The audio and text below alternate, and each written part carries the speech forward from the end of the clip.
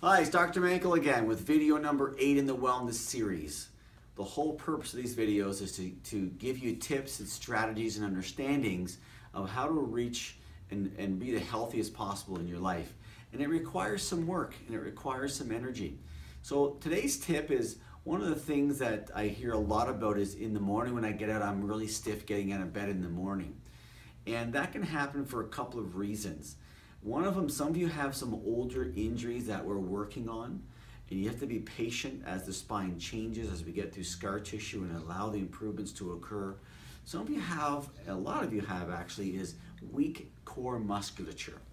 So that's a sign if you wake up in the morning and you're pretty sore and stiff, that there's some weakness in there, not holding your structure together while you sleep. So one of the easiest things in the morning to be able to do is I love this exercise because it creates, number one, instant mobility, and as well, it taps into a bit of some core stability work at the same time. So I'll show you how it's done. It actually feels fantastic to do. And again, it shouldn't give you any sharp pain, but you'll feel that like stretching type sensation, but nothing should be sharp for you. If it is, please tell me about it on your next visit.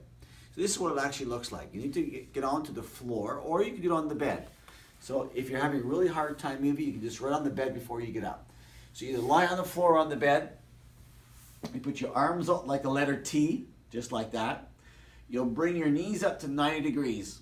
And all we're going to do is we're going to try to bring your knees toward the floor by keeping the letter T here. So I'm going to rotate, and my core actually allows to go down, and I'm turning to allow my knees to try to come to the floor. Okay, so that's the first part. Then I can pick them back up, and I'm going to bring them across to the other side and create that nice slow motion, touching, trying to keep my chest open. And I have a hard time with this one because, again, I'm really tight because I got, I'm hoping I have big muscles in the chest, but I'm just tighter up in the shoulder and chest area, so I work on this a lot. And then again, when you're there, we pick it back up, we roll it across, and back over again. Back and forth is once. I'd ask you to do at least 10 of those. So back and forth is one, right? So we're touching, coming across, and picking it up so that in this position, the core is tighter because you have to be able to move your hips and swivel them back and forth. Okay? So that's the start of it. If you find that difficult to do, you can keep your feet on the floor and just allow your hips to rotate downwards and the knees to come to the floor.